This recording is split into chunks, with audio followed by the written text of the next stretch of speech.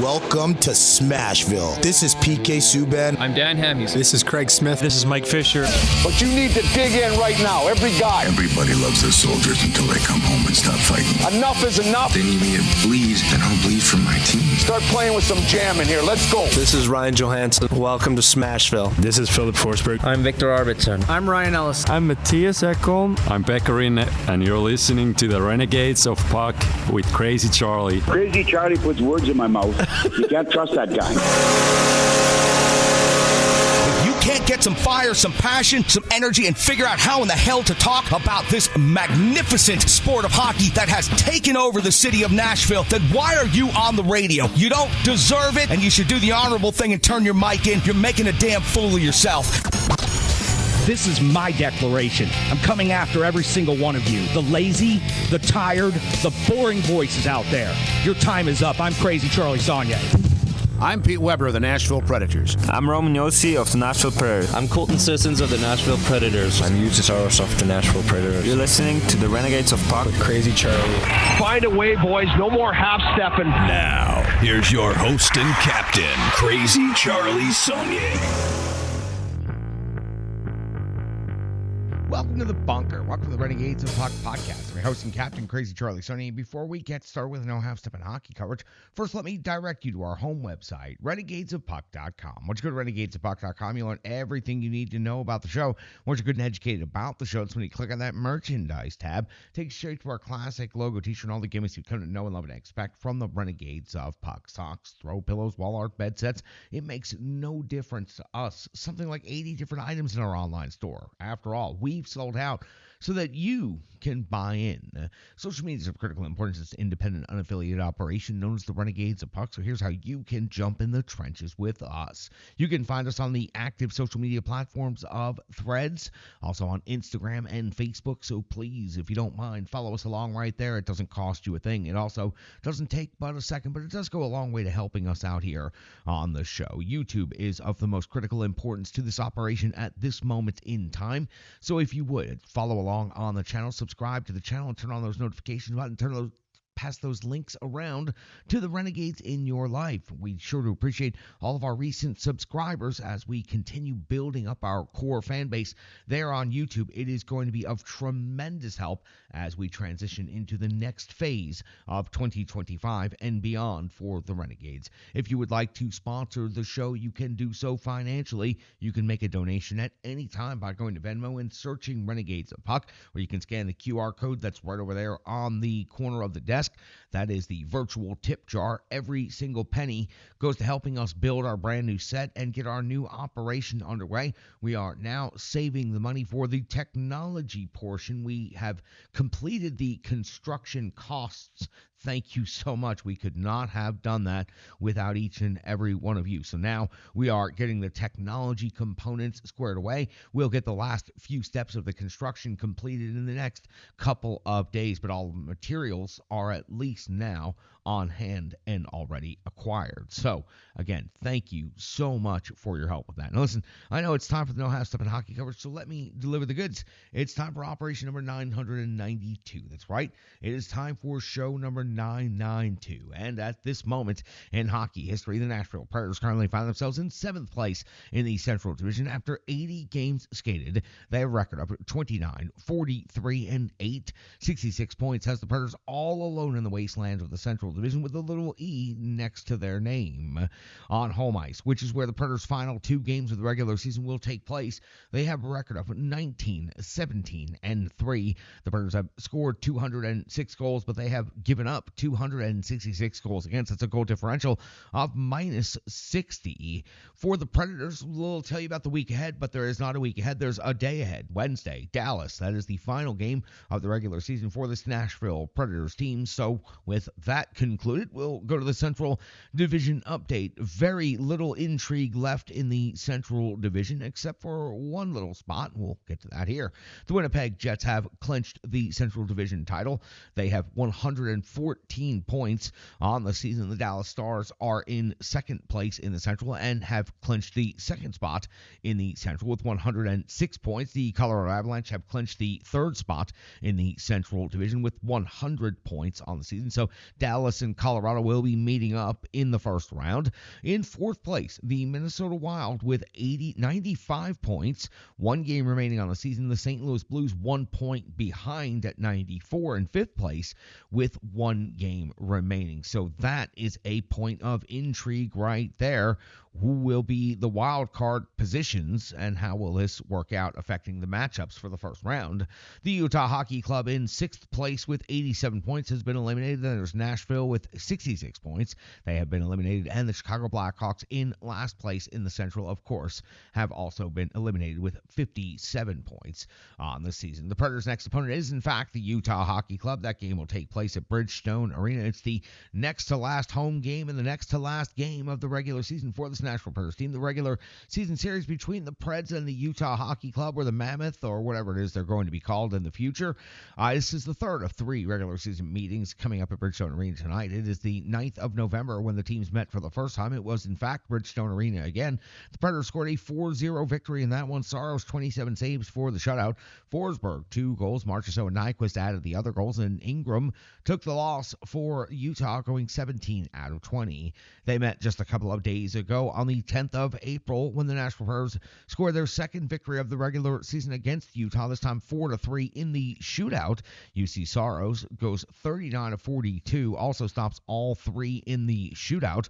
Forsberg, O'Reilly, Blankenberg with the goals in regulation. Forsberg, the shootout game-winning goal, and an impressive rush on that shootout attempt. It was for Phil Forsberg. So the Predators are 2-0 against Utah this season, one of the few season series that they've managed to secure a victory, and they could go for the sweep this evening. The Utah Hockey Club are in sixth place in their first season as the Utah Hockey Club. They've skated in 80 games. They have a record of 37, 30, and 13, 87 points on the regular season. They have been officially eliminated, but it was a reasonably good effort for their first season in a brand new city. And as we all saw on the recent broadcast, the Predators' only trip out there to visit Utah this season, it is a great atmosphere with quite a bit of fan support, and I look forward to the continued growth of this team. On the scoreboard itself, seems like the fan base didn't seem to mind. They were just happy to have a team for this first season. That changes fast, though, and they'll find that out in the future. The Utah Hockey Club on the road are 19, 15, and 5 this season. That is a pretty strong record when you consider the Predators only have 10 road wins this season. 233 goals scored, 242 goals against. It's a goal differential of -9. In their most recent stretch of 5 completed games, it was on April the 3rd, a 4-2 loss versus the Los Angeles Kings. On the 5th of April, a 4-1 win versus Winnipeg. On the 8th of April, it was a 7-1 win versus Seattle. And then it was on the 10th of April, a 4-3 shootout loss versus the Nashville Predators. On the 12th, a 5-3 win at the Dallas Stars. So the only blemish or point lost in the entire recent stretch of 5 is against this Nashville Predators team. The NHL rankings in this matchup, the goals for Utah, 2.90 is 21st in the NHL. The Predators 2.55, though, is 32nd and last in the league. Goals against 3.83 for the Nashville Predators is 26th. For Utah, it is 2.98, 17th. Shots on goal, 28.5 for Utah is 13th.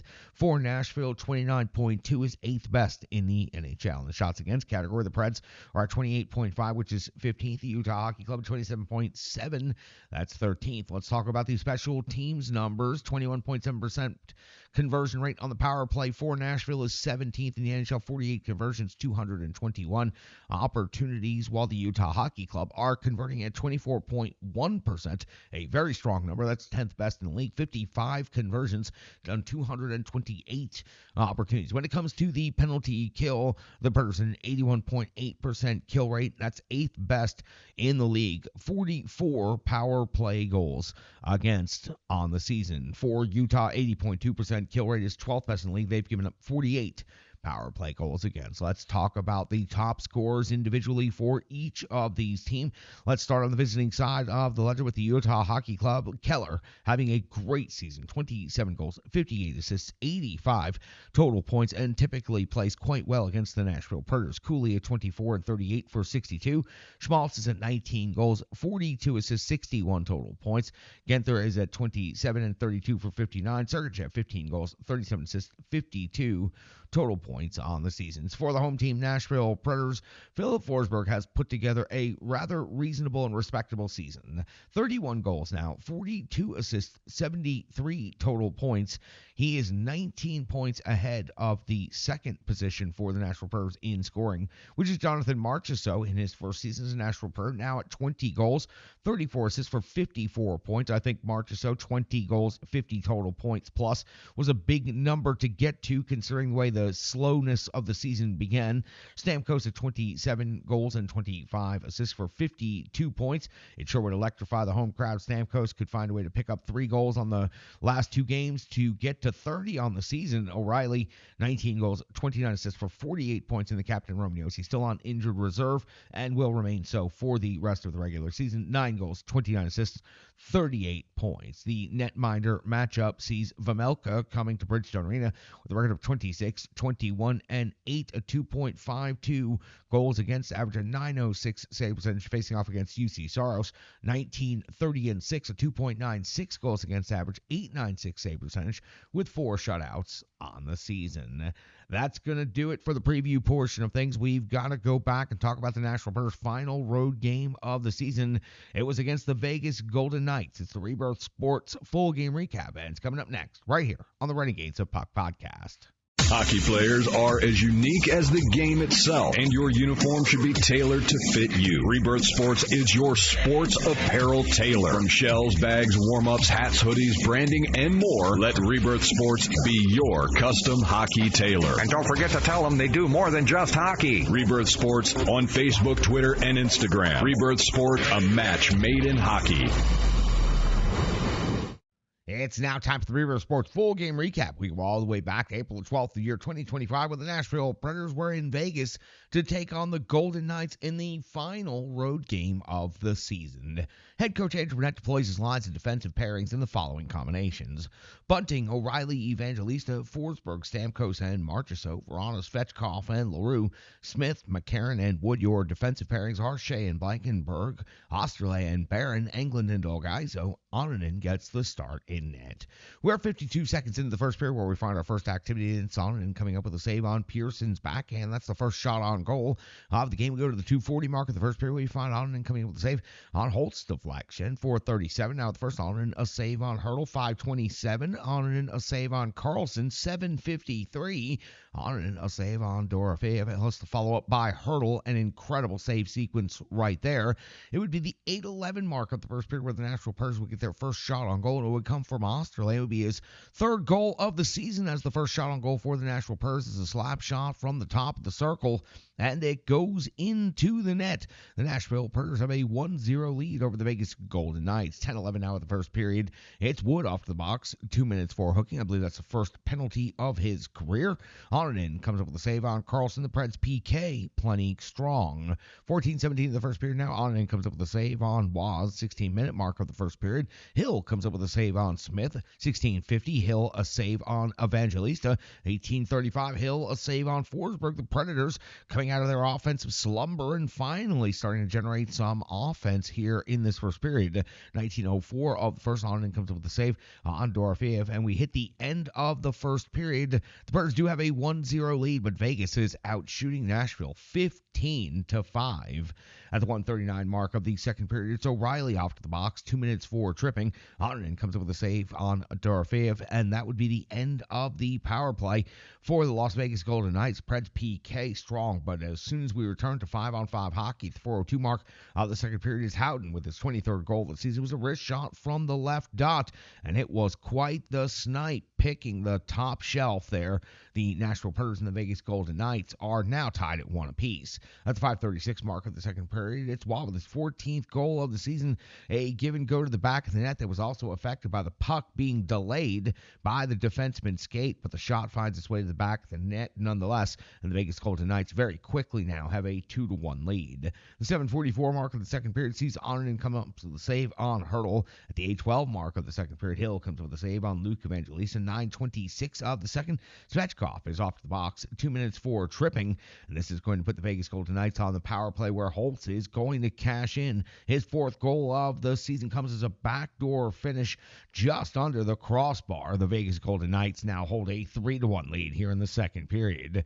12:28 of the second period, Onanen comes up with a save on Smith. At the 14:37 mark, Hill comes up with a save on Shea. 15:39, Onanen a save on Hurdle. 17:46 of the second period, Hill a save on O'Reilly. We hit the end of the second period, and the Predators suddenly find themselves down 3-1 and being outshot by a total of 22-10. At the 1:02 mark of the third period, it's Jonathan Marchessault picking up his 20th goal of the season. It was a hard net crash, but the real show was Leroux and the spin pass to set the play up. Marchessault going back home to Vegas and picking up a goal in this game. His first 20-goal season, his first season as a Nashville Predator, but Leroux set up for this one.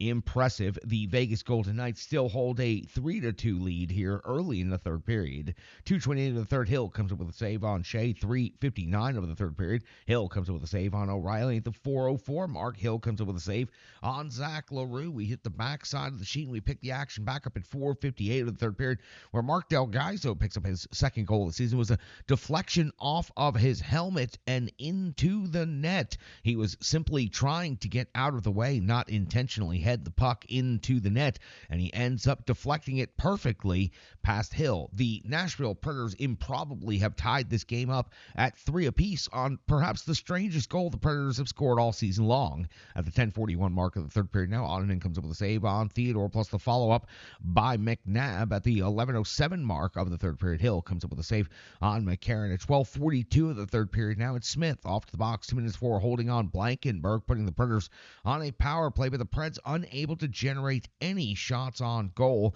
The Vegas Golden Knights blocking all shots and taking away all shooting lanes during this 2 minutes. 16:28 of the third period, Onanen comes up with a save on Dorofeev, but at 18:05 of the third period, it's Hanifin picking up his 10th goal this season. A one-timer through traffic puts the Vegas Golden Knights ahead 4-3, and with the extra attacker on, the Predators unable to mount a breakthrough at 19:58. Barbashev puts the empty net goal in for his 23rd of the season. That gives the Vegas Golden Knights a 5-3 lead, and that would be your final in this game. Vegas also outshoots the Nashville Predators 29-17. So the Predators only able to generate 5 shots on goal in the first, 5 shots on goal in the second, 7 shots on goal in the third period for a total of 17, while the Vegas Golden Knights really took over this game once the second period began for the Nashville Predators. That's the end of the road schedule for this season. That's game number 41 on the road for the Predators, and they only come away with 10 victories on the road this season.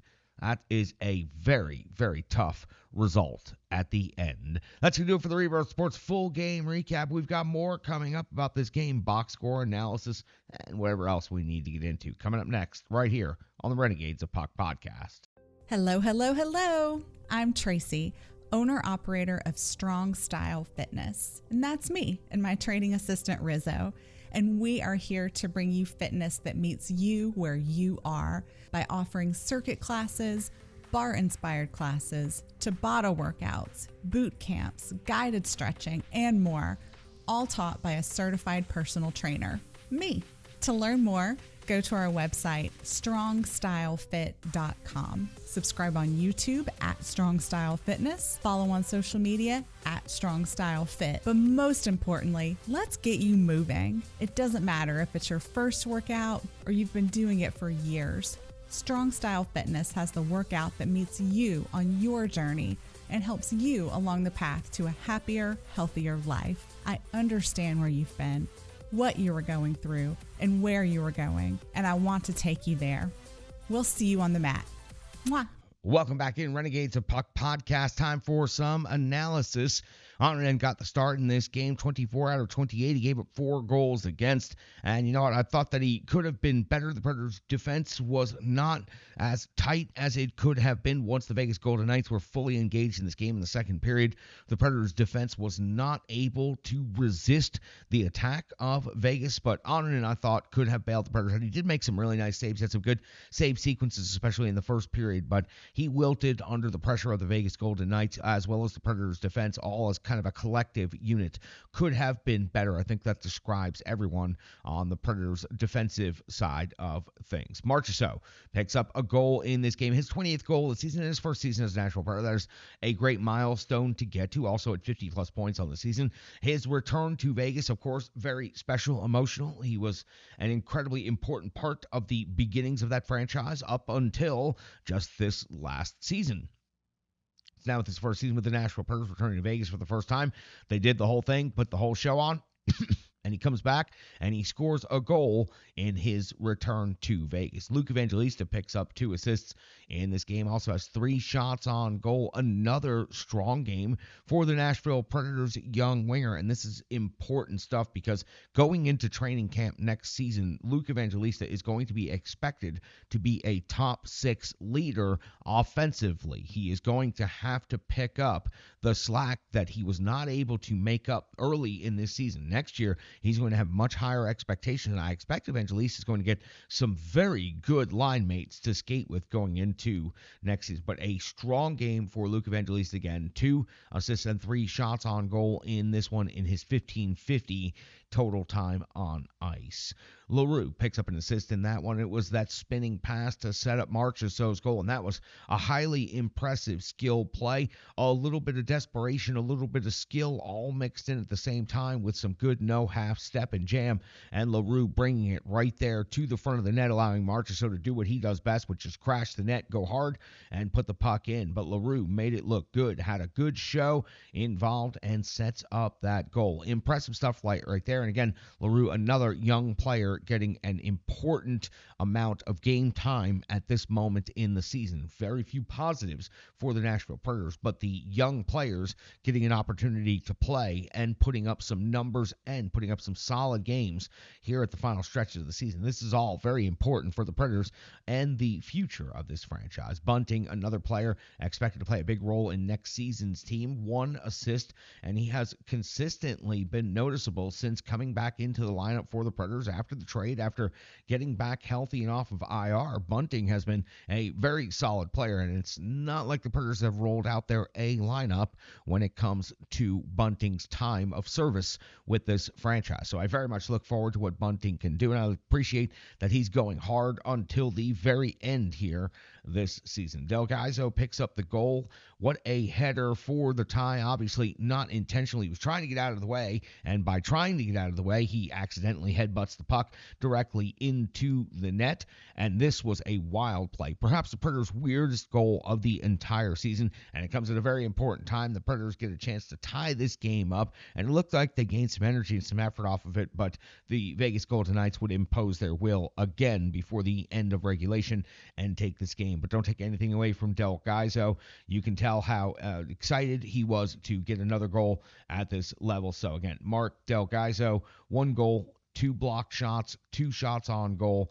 14:43 in total time on ice in this game. Let's hear from our good friends at Stripe Digital Solutions. Let's come back. Let's get the good cold hard numbers known as the box score, and then we'll head on out. Predators 2 home games to go. Regular season Utah up next on the schedule, a Monday night in Smashville. The digital environment can be quite intimidating, time-consuming, and cumbersome, especially with all those other areas that need attention at your business, and that's why Stripe Digital Solutions is here to help.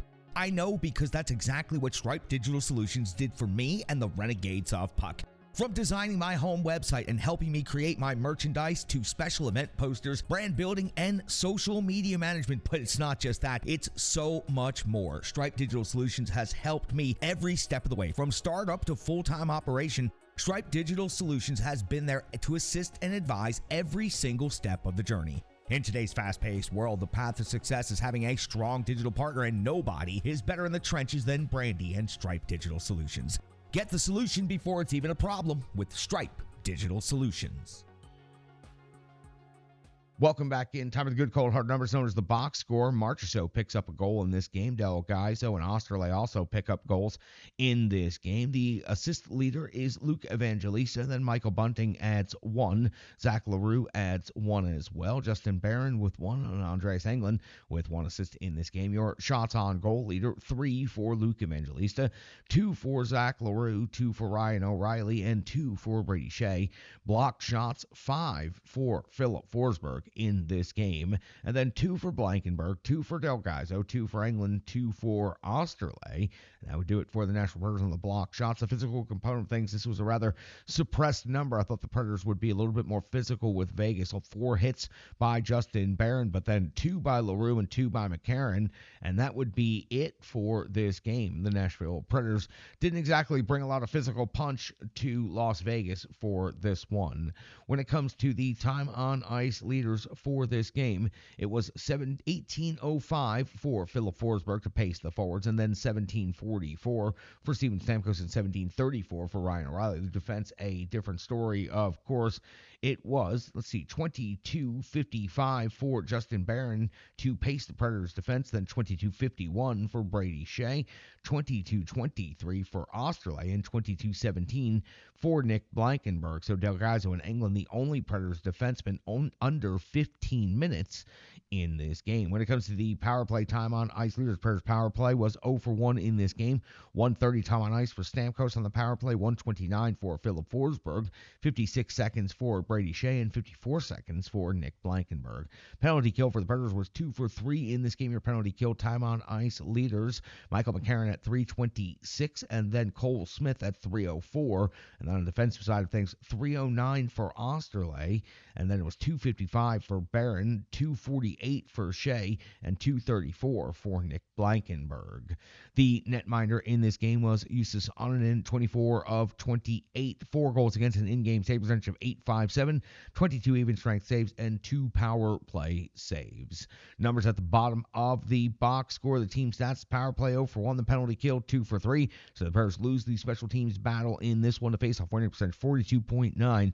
That is not going to win very many games at all. 21 block shots and 20 hits, 5 takeaways, and 23 giveaways. Sloppy with puck possession in this game, and that's why the Nashville Predators end up not able to squeak out a point after fighting back from down by 2 to tie this game up. They are unable to hold the Vegas Golden Knights off the board, giving up the lead and the win in regulation, ultimately the empty net goal to make it 5-3.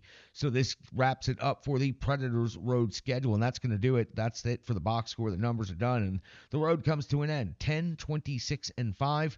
You just add the overtime losses into the losses because they are all losses. I understand they picked up points, but the Predators only picking up 25 total points on the season, and effectively their record was 10-31 in their 41 road games this season. That is by far one of the worst performances that the Nashville Predators have seen in their franchise history, and it is simply something that they could not recover from all season long. They were a terrible road team, and it continued all the way through to this last game in Vegas. So that's going to do it for episode number 992. Op 992, as you can see, the set is being dismantled as we speak. Parts of it are disappearing moment to moment. You saw the Channel 5 piece, I hope. If not, we'll have that for you on the next episode, just waiting for Channel 5 to post that on their website so we can grab the video and send it around to each and every one of you. We appreciate you if you did check out the piece. I hope you enjoyed it. It was great having John Burton and Channel 5 out here at the new Renegades of Puck headquarters.